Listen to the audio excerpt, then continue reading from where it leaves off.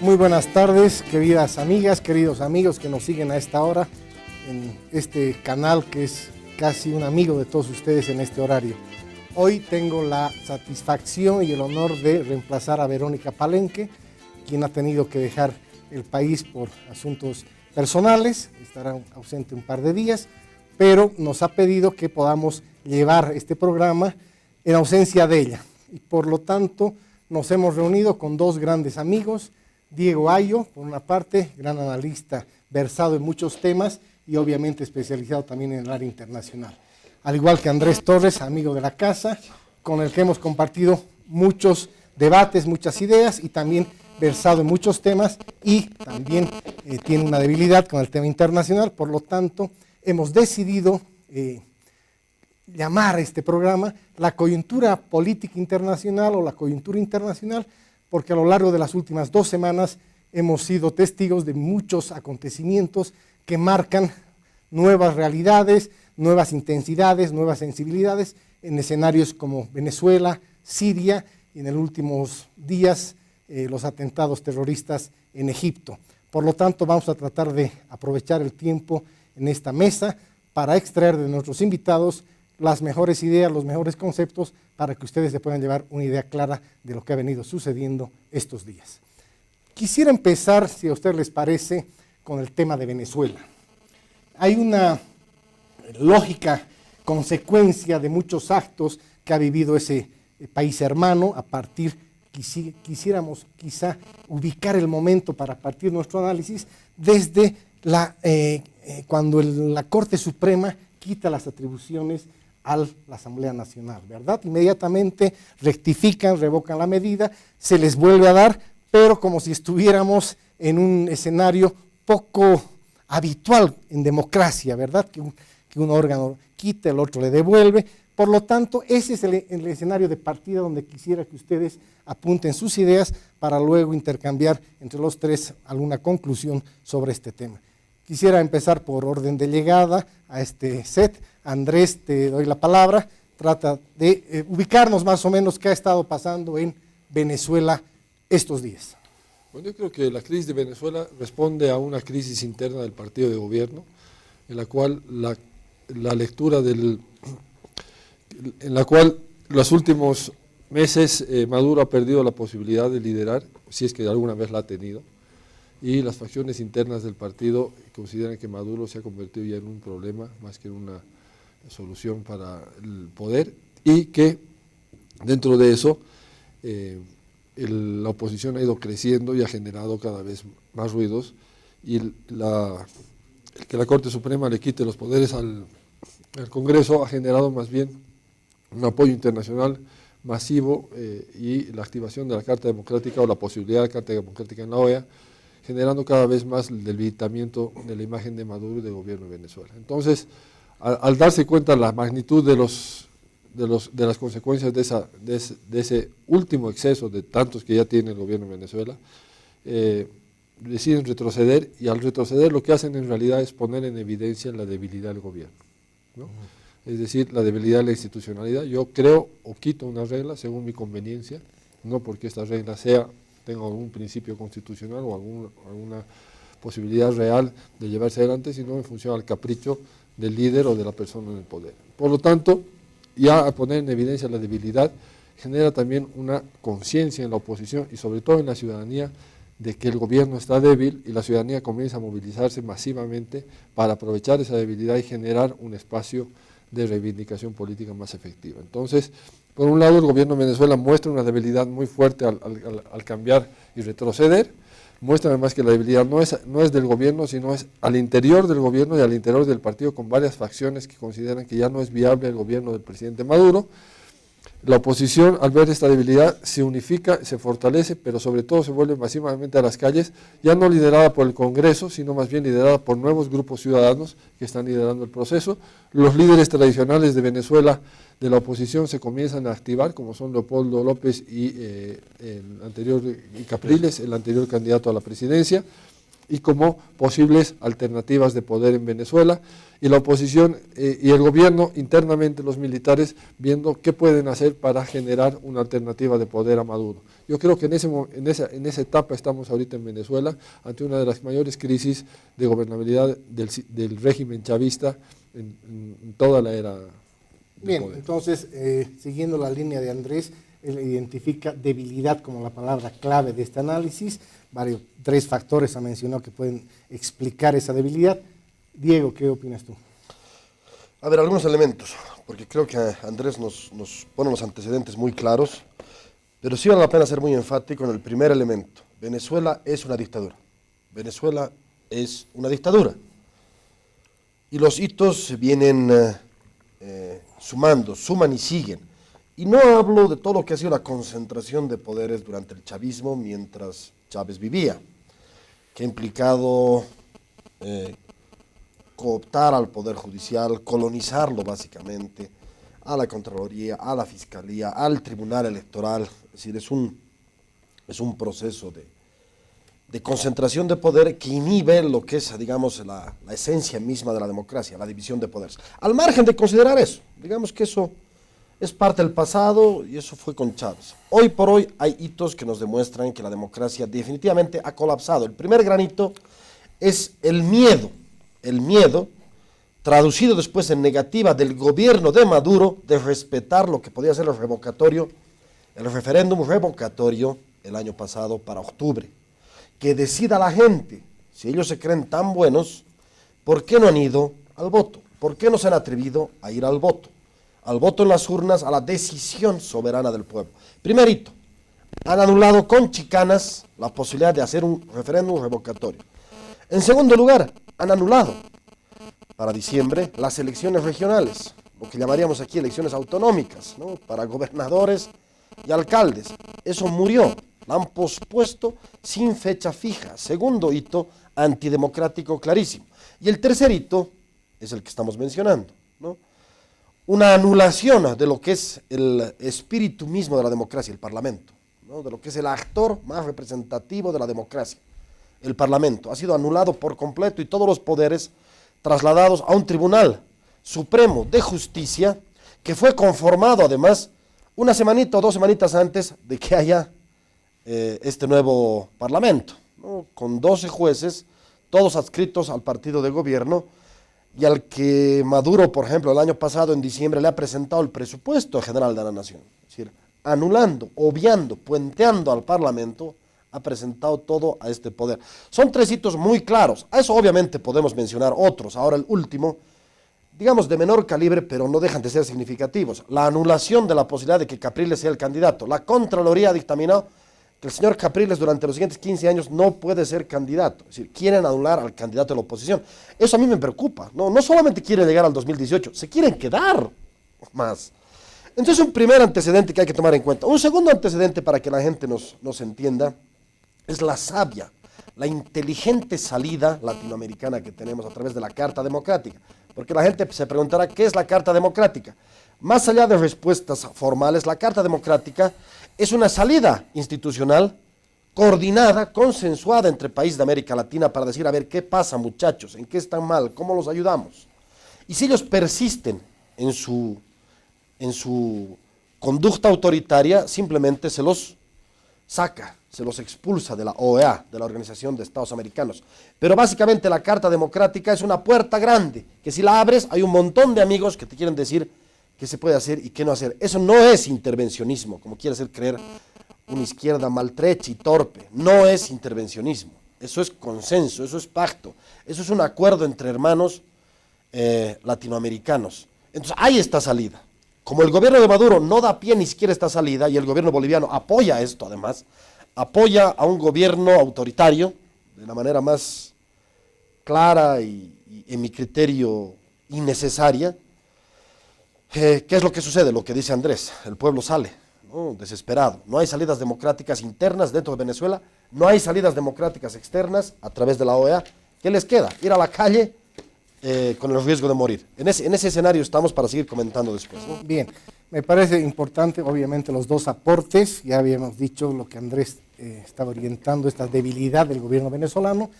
Diego incorpora un elemento que no se lo saca normalmente, parece que lo tenemos en el archivo, lo olvidamos, lo de la postergación de las elecciones regionales.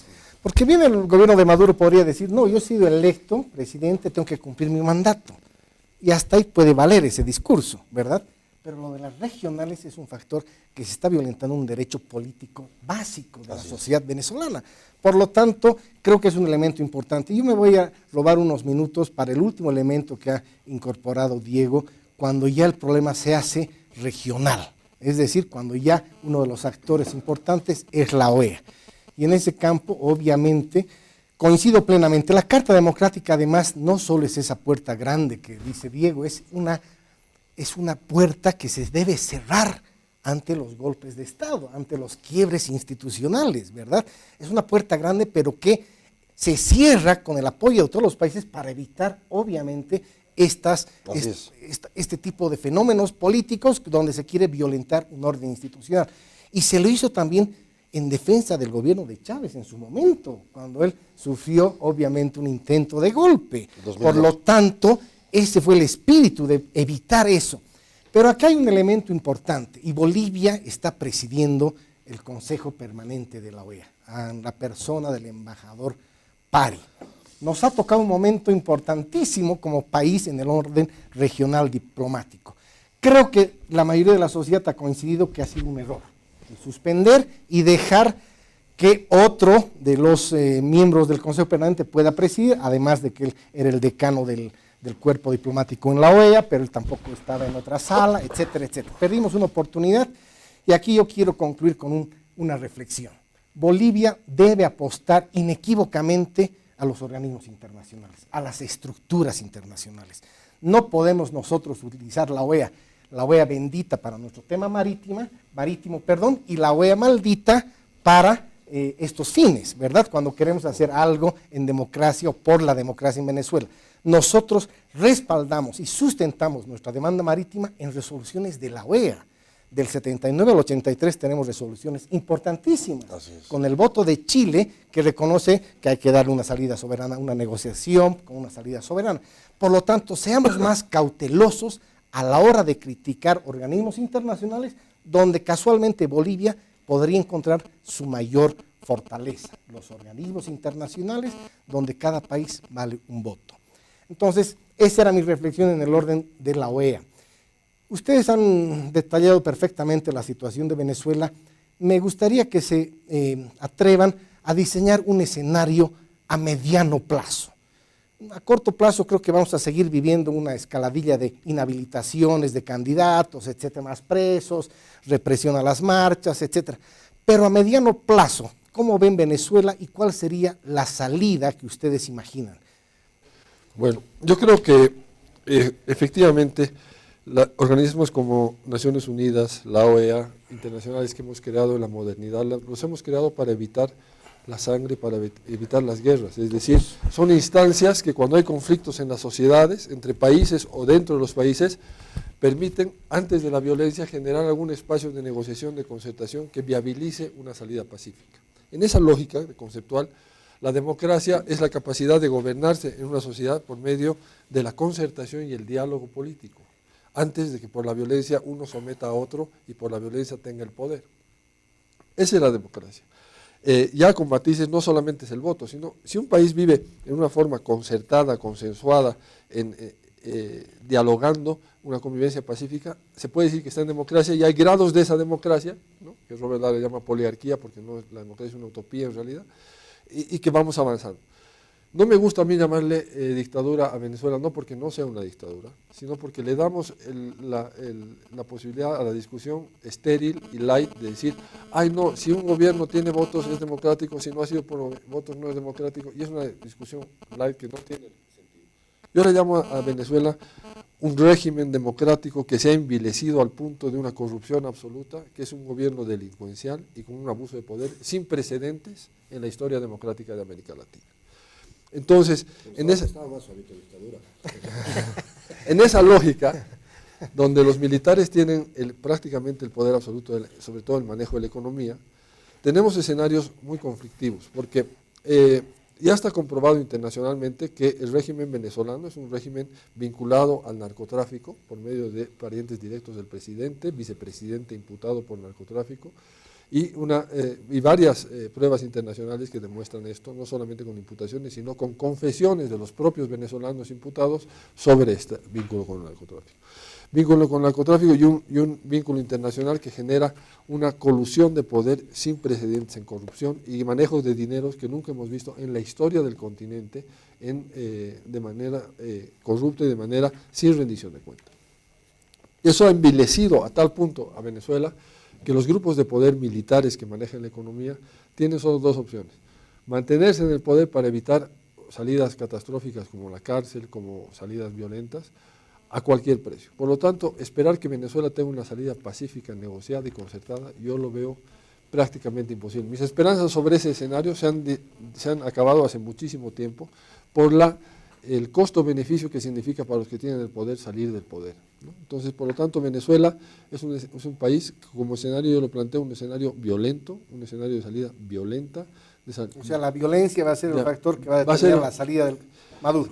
Y con mi esperanza que la Carta Democrática sea llamada eventualmente para controlar la violencia y llamar a unas elecciones en Venezuela que determinen alguna salida política a una crisis que se va a tornar violenta y que ya es inevitable por la crisis económica, por la corrupción, por los vínculos con el narcotráfico y las mafias internacionales que generan una colusión de poder sin precedentes. Por lo tanto, mi esperanza sobre algo pacífico en Venezuela son cero. O sea, que el ejército venezolano se divide, se alía a un sector civil, sí, y hay una especie de guerra civil. Ese es tu escenario. Sí, un escenario conflictivo en la que la sociedad se moviliza para pelear por el poder, para retomar el poder, y que lamentablemente esa salida va a ser entre unos militares disidentes que apoyan a la sociedad civil movilizada y otros militares en el poder que se asocian a las milicias armadas que tiene Venezuela en las calles y generan también una resistencia, y que cuánto tiempo vaya a durar eso depende ya de la acción de la OEA y de la Carta Democrática y de los países vecinos para controlar esa posibilidad. Pero perfecto, ese escenario es inevitable. Bueno, Andrés ya nos ha dicho un escenario bastante oscuro, por darle un adjetivo. Así que, Diego, ¿nos planteas algo diferente o vas por esa misma línea? No, me parece genial, me parece muy clara la descripción de Andrés. Siempre quedan dos escenarios, porque no hay que ceder a la esperanza. Mi esperanza es en la OEA, pero post. Sí, yo digo que lo que se tiene que hacer claramente implica 3 o 4 medidas. La primera de esas medidas es convocatoria a elecciones ya. Es decir, elegir un nuevo presidente bajaría la tensión. Primer punto crucial que se tiene que tomar en cuenta. Segundo, evidentemente, antes que esto, es designación de un nuevo Tribunal Supremo Electoral. Es decir, se tiene que generar transparencia, cierta confiabilidad en la gente, todo está copado por el partido de gobierno, y un nuevo tribunal sería lo mínimamente expectable, ¿no? Un tercer compromiso inmediato es la liberación de los presos políticos que suman y siguen. Este fin de semana metió a 63 personas más, ¿no? Con la violencia casi de 4 días.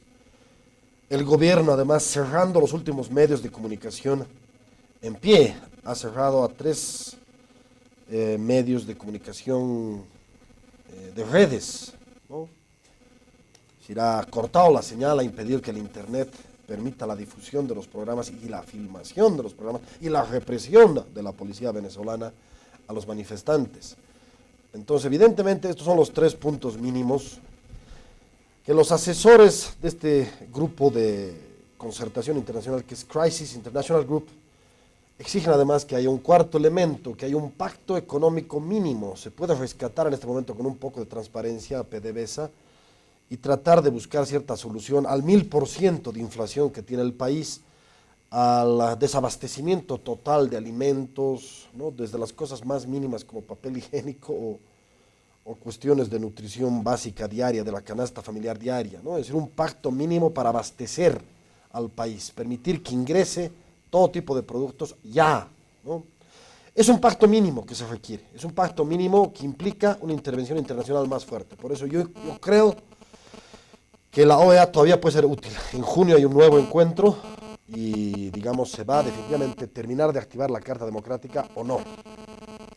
Ese es un escenario, es el escenario de la esperanza. El escenario realista me parece que es el que describe Andrés. Yo creo que en el escenario realista, y lo conversaba, he tenido la posibilidad de estar de veedor en Ecuador y conversaba con venezolanos, y ellos me decían con mucha tristeza, que no hay ningún escenario pacífico posible. Ellos dicen, le exigen a las Fuerzas Armadas que intervengan. Y las Fuerzas Armadas dicen, no podemos intervenir. Si intervenimos, porque hay facciones que ya no quieren estar con Maduro. Hay facciones militares, tú lo has dicho ahorita, se dividen las Fuerzas Armadas, que ya no quieren estar con Maduro. Pero dicen, si intervenimos, va a aparecer golpe de Estado. Hay que esperar que haya, fíjate qué duro es esto, y que nos escuche el televidente, un baño de sangre para que nosotros podamos intervenir. Si tenemos que esperar que haya 200, 300, 400, 500 muertos, recién para intervenir. Es la única manera que podamos entrar a frenar este brutal régimen cada vez menos democrático. Podemos negociar la palabra, Andrés, puede ser no dictadura, pero claramente es un gobierno autoritario, y esa sería la única manera. Esa sería con un baño de sangre previo, recién podríamos entrar a la consulta, expulsándose a Venezuela de la OEA, y claramente con intervención internacional. Es durísima esta perspectiva, este escenario prospectivo es nefasto como imagen internacional latinoamericana, pero quizás a eso estén conduciendo. Dicen, necesitamos un líder que ya no esté con medias tintas. Ya no necesitamos una MUD que quiera concertar, porque el gobierno no concierta nada. Tenemos que tomar la Bastilla, ¿no? Digamos, ejemplificando lo que es la Revolución Francesa. Tenemos que tomar la Bastilla con las consecuencias que de eso devenga. Es durísima esta perspectiva. Sí. ¿No? Bueno, les agradezco porque evidentemente los dos, en el conjunto de sus ideas, hemos encontrado los posibles escenarios. Evidentemente siempre pueden derivarse algunos otros a partir de los que ustedes han descrito. Esperemos, sí. Evidentemente lo oscuro, el que tú ves, el realista, por llamarlo así, yo también espero que no se dé. Por ahí no queda otra opción, pero yo todavía sigo aspirando, o por lo menos tengo la esperanza, de que sea la presión internacional. Quizá un oxígeno sería la convocatoria a las elecciones regionales. Poco a poco el gobierno de Maduro reconozca que hay un problema. El mayor problema, creo, es que Maduro no reconoce y se está trincherando, y estas medidas de los medios de comunicación, la inhabilitación del candidato último, Capriles, son temas. Simplemente aclarando que la Carta Democrática de la OEA ha sido activada con la última resolución. Se ha activado el artículo 19 y 20, que es un paso previo al 21, que ya habla de la suspensión. Así es. 19 y 20 nos habla de los buenos oficios, donde ya la OEA tendría un mandato. Obviamente, el mandato solo puede ser posible con la buena voluntad. Pero ya está activada. Ya está activada por esa resolución. Bien que nos aclares. Y lo de junio es obviamente la asamblea ya de la OEA, donde los cancilleres tendrán un mayor reto para tomar decisiones, y veremos hasta junio qué pasa. En esta escalerilla parecería que Venezuela todavía va a profundizar su quiebre con la democracia. Por lo tanto, junio va a ser un punto de inflexión, creería yo, para ajustar esas medidas internacionales. Con esto, queridos amigos, nos vamos a ir a una pausa para volver con otro tema.